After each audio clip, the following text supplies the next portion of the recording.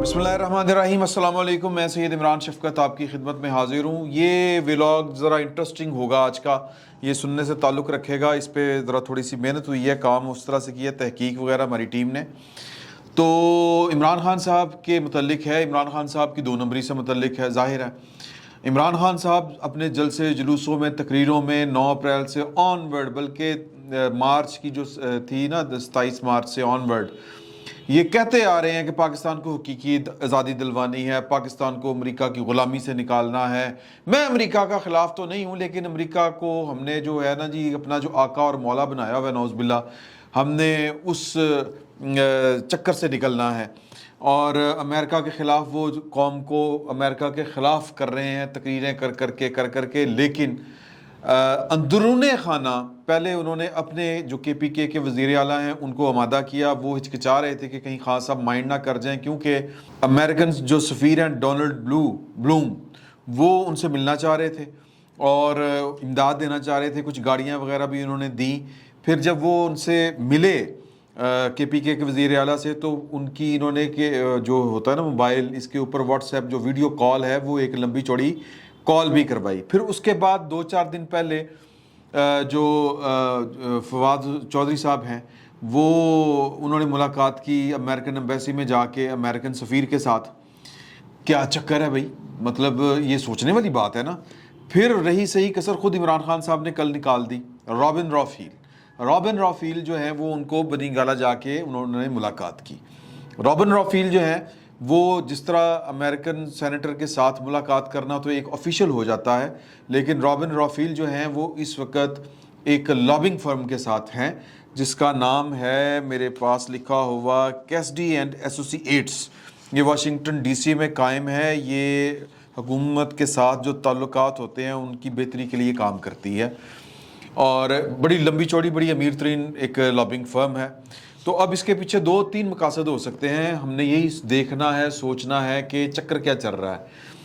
इससे पहले कि हम इमरान खान साहब के ऊपर आएँ, मैं आपको 1760 में लेके जाना चाहता हूँ, 1760 ईस्वी में।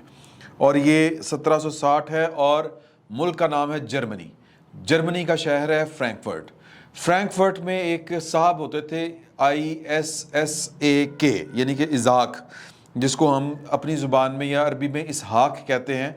वो अबरानी में उनको इज़ाक इस तरह करके कहते हैं और आगे उनका सर नेम है। इन्होंने जर्मनी में, ये एक यहूदी फैमिली थी, यहूदी फैमिली के सरबराह थे। इनके 5 बेटे थे। इन्होंने वहाँ पर जो अपना घर तामीर किया, बिजनेसमैन थे। वो घर का नाम था रॉथस्चाइल्ड। ये जर्मनी में इसकी जो प्रोनाउंसिएशन है वो कुछ और है। ज़ाहिर है मुझे जर्मन नहीं आती, लेकिन ये इंग्लिश में इसको रॉथस्चाइल्ड कहते हैं। तो उस घर की निस्बत के साथ इस फैमिली की ये जो सर नेम होता है वो पड़ गया।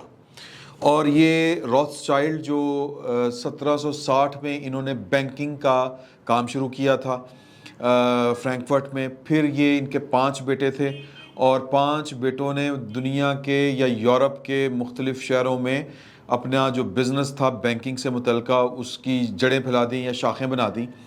और इन्होंने लंदन में, फ्रैंकफर्ट में, पेरिस में, वियना में, ऑस्ट्रेलिया, यानी ऑस्ट्रेलिया जो है वो वियना कैपिटल है ऑस्ट्रेलिया का, और नेपल, ये मेरा ख्याल है इटली का है जी, शहर है। तो जो नेपल्स है, नेपल इस तरह करके उसका नाम है। तो यहाँ पर इन्होंने अपने अपने कारोबार बनाए, फैलाए। फिर ये जो ख़ानदान था ये असर पकड़ता गया और इस कदर असर इसने पकड़ा कि इसके फिर ज़ाहिर है कि जहाँ जहाँ पर कारोबार फैले, इनके बेटे वहाँ पर चले गए। ये ख़ानदान यूरोप में फैल गया, यानी कि फ्रैंकफर्ट से निकल के, जर्मन से निकल के ये लंदन, पेरिस, वियना यानी कि ऑस्ट्रेलिया और इटली तक चला गया। इसकी जो दस्तरस थी, इसकी जो कबूलियत थी, वो जो जिसको कहते हैं ना रोमन अम्पायर जो थी, होली रोमन अम्पायर, वहाँ तक इसकी दस्तरस थी। फिर इसकी दस्तरस जो इंग्लैंड की जो अम्पायर थी, ब्रिटिश अम्पायर जो है, वहाँ तक इसकी दस्तरस बढ़ गई और ये अपनी जड़ें फैलाता गया। ख़ानदान जो दुनिया की पावर पॉलिटिक्स है उसमें इसका, या मैं अगर ये सादा अल्फाज में कहूँ कि ये जो होते हैं ना पावर ब्रोकर्स, یا کچھ فیملیز اس طرح کی ہوتی ہیں جو بظاہر تو حکومت میں نہیں ہوتی لیکن بزنس ان کے اتنے بڑے ہوتے ہیں, بزنس انٹرسٹ ان کے اتنے بڑے ہوتے ہیں کہ وہ حکومتوں کے اوپر اثر انداز ہوتے ہیں. دنیا کی جو بڑی بڑی عالمی جو جنگیں, سازشی تھیوریاں, ان میں اس خاندان کا نام لیا جاتا ہے اور آج تک لیا جاتا ہے اور آج بھی لیا جا رہا ہے جو میں آپ سے بات کر رہا ہوں, اور پاکستان سے متعلق لیا جا رہا ہے. اب یہ سوچنے والی بات ہے, یہ میں نہیں کہہ رہا, اس کے شواہد ہیں, اور یہ شواہد ہیں عمران خان صاحب کے ایک قریبی ساتھی کے, اور اس خاندان کی رشتہ داری ہو جاتی ہے گولڈ سمتھ فیملی کے ساتھ. زیک گولڈ جو ہیں وہ جو اپنی ہے نا اپنی بھابی, فارمر بھابی جمائمہ گولڈ جو ہیں وہ, یا جمائمہ خان جو ہیں وہ ان کے بھائی ہیں.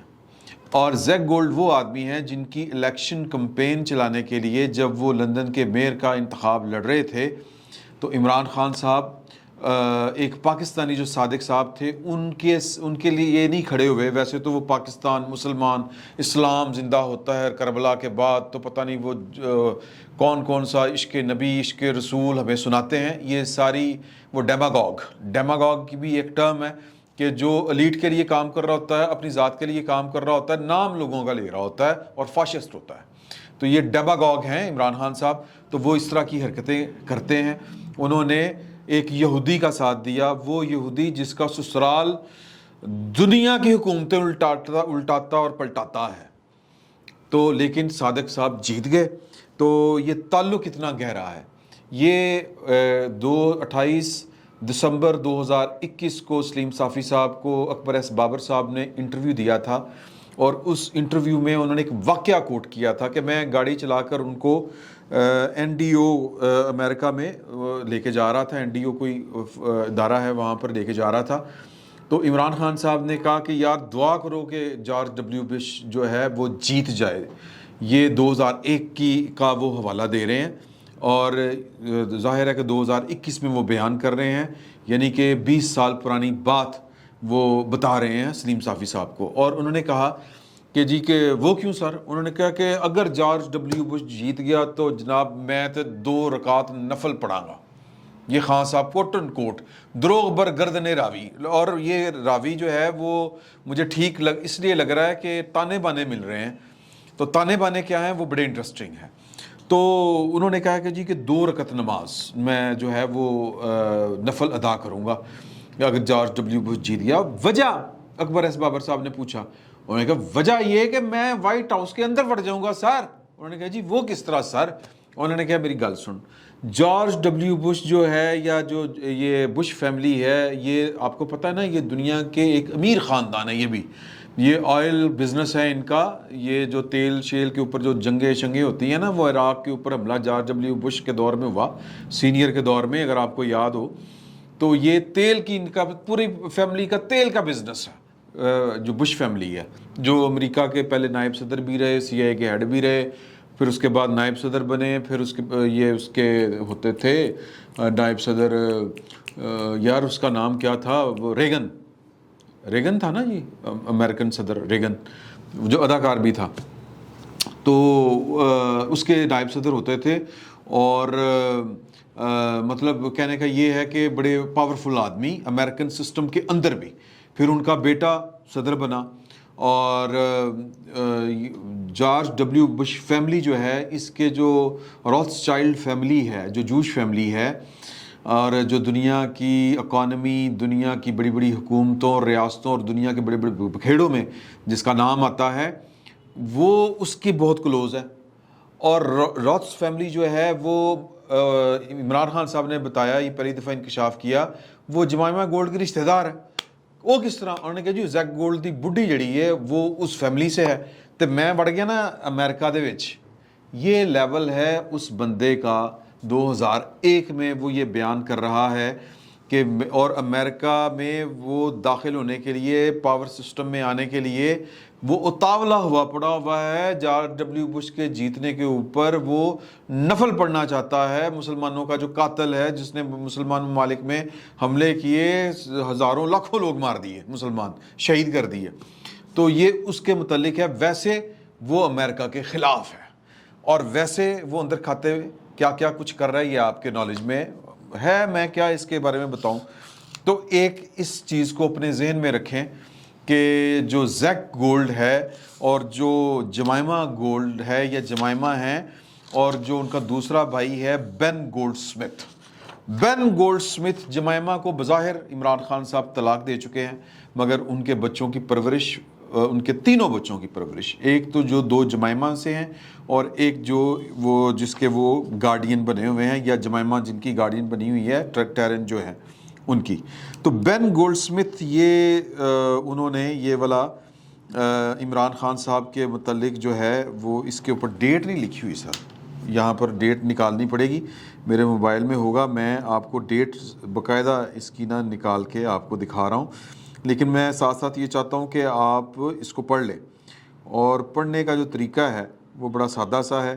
یہ جناب 1:50 صبح کے, یعنی کہ یہ صبح کے جب یعنی آدھی رات کے یوں کہہ لیں, یہ 10 اپریل 2022 اس وقت جب عمران خان صاحب جو ہیں, یعنی کہ 9 اپریل اور 10 اپریل کی درمیانی رات, جب عمران خان صاحب کا تختہ ان کے اتحادیوں نے الٹ دیا تھا تحریک عدم اعتماد کامیاب کرا کے, تو بین گولڈ سمتھ لنڈن میں بیٹھ کے دیکھ رہے تھے, اور انہوں نے ٹویٹ یہ کیا فوراً کہ مائی بردر ان لا, اللہ اکبر استغفر اللہ, پتہ نہیں کی کہنا چاہیے, my brother in law. Sir Jemima نوں تے ساڈے کھاتے طلاق ملی ہوئی ہے, لیکن ان کا ہو سکتا ہے کہ سسٹم اس طرح کا ہو سکتا ہے کہ دنیا کو دکھانے کے لیے طلاق دی ہوئی ہو.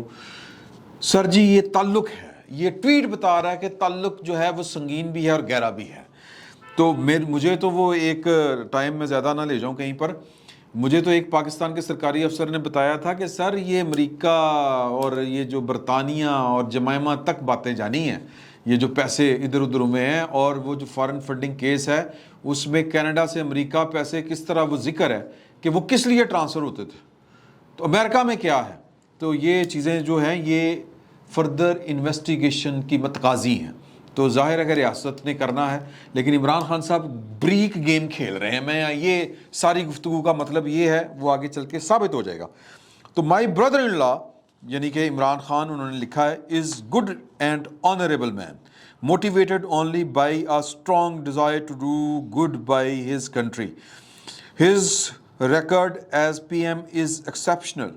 Most of all on the biggest issue of our time, Pakistan under Imran is now a world leader on environmental restoration. واہ جی واہ, کیا بات ہے. یہ سر انہوں نے ٹویٹ فرمایا ہے مائی بردر ان لا, اس کے اوپر آپ نے زور رکھنا ہے. تو سر رشتہ تو ختم نہیں ہوا, یہ تو رشتہ آپ اور میرے لیے کاغذوں میں انہوں نے کیا ہے, پتہ نہیں کیا کیا. ویسے تو کاغذوں میں عجیب سینس ہے, ادھر کاغذوں میں رشتہ نہیں ہے, ویسے رشتہ وہ کلیم کر رہے ہیں, اور ادھر جو بشرا بی بی کے ساتھ رشتہ ویسے کلیم کر رہے ہیں, لیکن کاغذوں میں وہ جو ہم نے کیا تھا شناختی کارڈ والا نکال کے, وہ خاور منیکا کی بیوی ہیں, اور عمران خان صاحب کے ساتھ وہ سفر کرتی تھی بطور نامحرم. ڈاکومنٹڈ وائز پاکستان کے سرکاری دستاویزات کے مطابق وہ ایک نامحرم کے ساتھ وہ سفر کر رہی تھی. حج عمرہ جو انہوں نے کیے عمران خان صاحب کے ساتھ, پاسپورٹ کے اوپر لکھا ہوا ہے زوجہ خاور منیکا. تو پتہ نہیں یہ ان بڑے لوگوں کی, سر بڑے لوگ وڈیاں گلاں سر, اسی چھوٹے لوگ ساڈے دماغ چھوٹے, ساڈی عقل چھوٹی, لیکن سر ایڈی بھی چھوٹی نہیں. تو یہ سمجھیں اس چیز کو کہ عمران خان صاحب کو بچانے کے لیے 2 چینل اس وقت ایکٹیویٹ ہیں. ایک چینل جو ہے وہ ہے Rothschild family and Goldsmith family, جن کے بینس جو ہیں وہ کہہ رہے ہیں کہ یہ ہمارا سالات ہمارا بہنوئی ہے عمران خان. تو ایک تو یہ چینل ایکٹیویٹ ہے. یہ جو رابن جو ہے نا جی, رابن رافیل, یہ ان کے دو تعارف ہیں.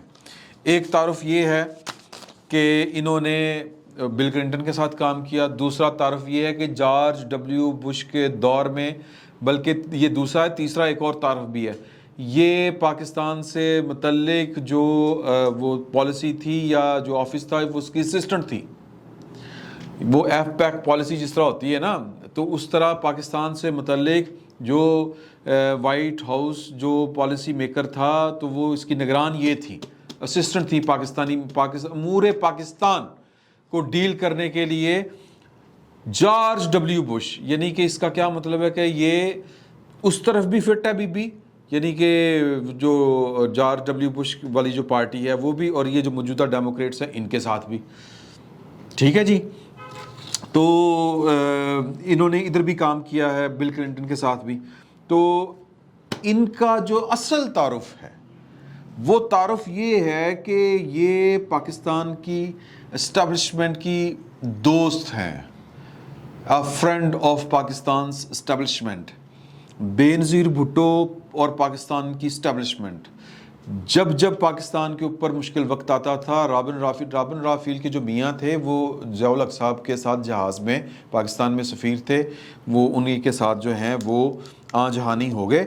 اور مطلب ضیاء الحق صاحب تو اللہ کو پیارے ہوئے، تو وہ چونکہ ہمارے جو سننے والے ہیں وہ مائنڈ کر جاتے ہیں جب کسی غیر مسلم کو ہم کہیں کہ وہ بھی اللہ کو پیارا ہو گیا، تو اس لیے میں نے ان کو آن جہانی کہا ہے۔ ضیاء الحق صاحب بہرحال اللہ کو پیارے ہوئے تھے، جاں بحق ہوئے تھے، چلیں یہ بھی جاں بحق ہوئی تھی، اتنا بھی کیا تعصب برتنا۔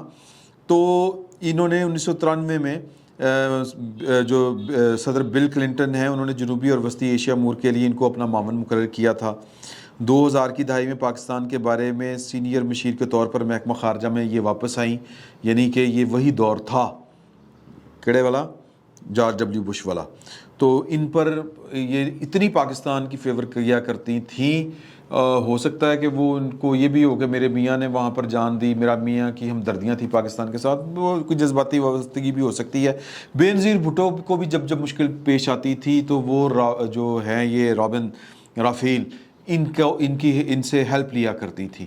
عمران خان صاحب ان سے ہیلپ لے رہے ہیں، تو پاکستان کی اسٹیبلشمنٹ، اب دو چینل کھل گئے سر۔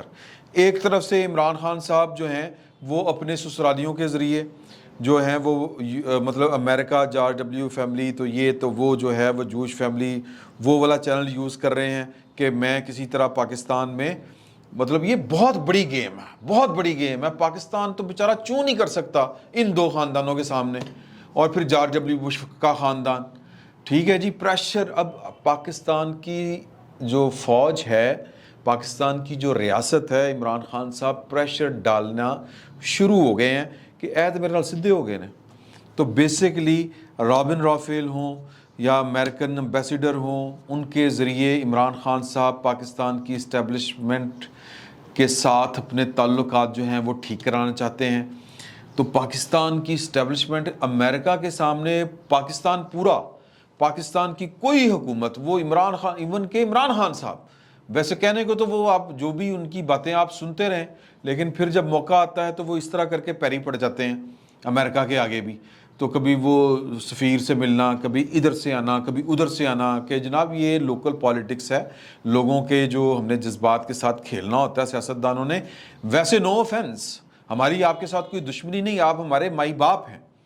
تو پاکستان کی جو سیکیورٹی اسٹیبلشمنٹ ہے، اگر اس کو آپ نے اس کے ساتھ، اگر وہ آپ کے بارے میں اس کا رویہ ٹھیک نہیں ہے، اگر آپ کے بارے میں وہ کہہ لیں کہ غصے میں ہے، یا آپ کے ساتھ وہ اپنے مراسم ٹھیک نہیں رکھنا چاہتی، تو ان سارے کاموں کے لیے دو، بلکہ ایک ہی ہے، ایک تو اس کا وہ کوارٹر، ایک ڈویژنل ہیڈ کوارٹر یا ریجنل ہیڈ کوارٹر کہہ لو، وہ ہے، تو وہ سر امریکن اسٹیبلشمنٹ ہے، امریکہ ہے۔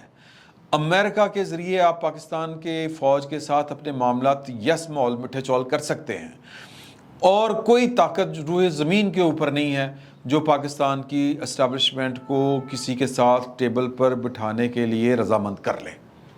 پاکستان کی اسٹیبلشمنٹ نے، یا پاکستان کی اسٹیبلشمنٹ کے ساتھ جس کے بھی جب بھی تعلقات جو ہیں وہ خراب ہوتے ہیں، تو وہ انہی راستوں کے ذریعے یا انہی طریقوں کے ذریعے، امریکہ کے ذریعے، وایا امریکہ، وایا بٹھنڈا جس کو کہتے ہیں، وہ تعلقات ٹھیک ہوتے ہیں۔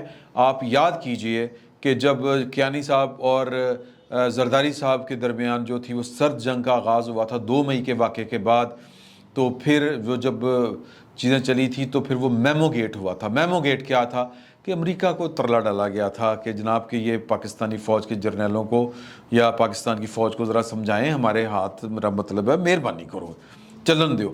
تو اسی طرح مطلب نواز شریف صاحب کے بھی معاملات اسی طرح کے تھے۔ بھٹو صاحب نے پنگا لیا تھا، پھر بھٹو صاحب کو خمیازہ بھی بھگتنا پڑا، اور ریاض کھوکھر صاحب اس وقت مطلب وہ وزارت خارجہ میں ہوتے تھے، انہوں نے کہا تھا کہ جی کہ بھٹو صاحب کے ہوتے ہوئے ہی جنرل ضیاء الحق کے ساتھ جو ہیں وہ کانٹیاں پہ گئی ہوئی تھی امریکہ کی، اور امریکہ نے جنرل ضیاء الحق صاحب کے ذریعے بھٹو صاحب کو راستے سے بھی ہٹایا اور ان کو سبق بھی سکھایا۔ بھٹو صاحب تو خیر بڑی چھوٹی بات ہے، یہ پرویز مشرف صاحب کو امریکہ نے راستے سے ہٹایا اور جنرل کیانی صاحب کے ذریعے ہٹایا، یہ تو اوپن جو سیکرٹس ہیں۔ تو عمران خان صاحب کو اب چیزیں ان کے یہ لکی ہیں، ان کے ہاتھ کی لکیر جو ہے وہ ڈبل لک لائن ہے، تو ان کو دو، ایک تو رابن رافیل ہیں ان کے پاس، دوسرا ان کا سسرالی خاندان ہے، اور یہ مل کے ہو گیا دو آتشاہ۔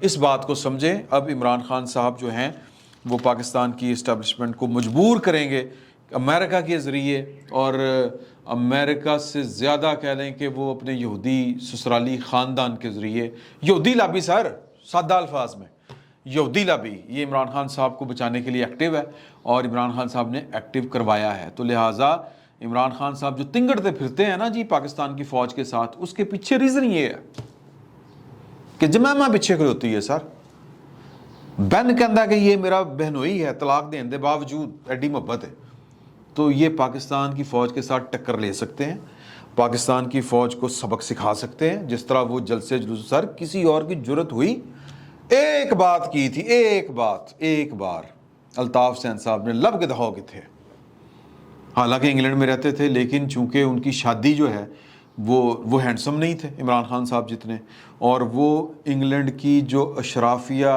کی بچیوں کے ساتھ وہ ان کی خواہش نہیں ہوتی تھی کسی کی کہ جناب کہ ان کے ساتھ ہمارے مراسم ہو، پلے بوائے ٹائپ کریکٹر تھے عمران خان صاحب، لندن ولایت ہیں جی، وہ جو زندگی ان کی گزری ہے نائٹ کلبز پبز میں، تو وہ تصاویر اٹھا کے وہ ہیں، کبھی نکالیں گے دکھائیں گے آپ کو کہ وہ سارے جام شباب سارے کچھ۔ تو کہنے کا مطلب یہ ہے کہ گڈ لک، ڈبل لک، لائن لک، یہ نہ نواز شریف کی ہے نہ زرداری کی ہے۔ زرداری صاحب نے ایک دفعہ کہا تھا اینٹ سے اینٹ بجا دیں گے نام لیے بغیر، آپ نے تو 3 سال کے لیے آنا ہوتا ہے، ہم نے بلا آتا ہے دودھ پی جاتا ہے۔ نواز شریف صاحب نے کہا تھا باجوہ صاحب یہ سوغات آپ لے کے آئے ہیں، آپ کو اس کا حساب دینا ہے۔ فیض صاحب، ختم ہوئی گل، وہ جرم آج تک بھلایا نہیں جا سکا، لیکن عمران خان صاحب روز کھڑے ہو کے جانور بھی کہتے ہیں، نیوٹرل بھی کہتے ہیں، پتہ نہیں کیا کیا کہتے ہیں، سر پیچھے یہودی ہے، یہودی لابی، ان کے بچوں کے ننیال یہودی ہیں، اور وہ سر ان کی بیٹی کا دل آیا ہوا ہے، آج تک دل آیا ہوا ہے۔ تو لہٰذا انا للہ و انا الیہ راجعون، تو عمران خان صاحب کا کوئی بال بھی بیکا نہیں کر سکتا، بال بھی بیکا نہیں کر سکتا پاکستان میں، وہ جس کو چاہیں بھرے جلسے میں ذلیل کرتے پھریں، سر کوئی ہاتھ نہیں ڈالے گا ان کو۔ آج کی اس ڈیولپمنٹ سے تو مجھے یہی لگتا ہے، باقی اللہ بہتر جانتا، فی الوقت اتنا ہی، بہت بہت شکریہ آپ کا۔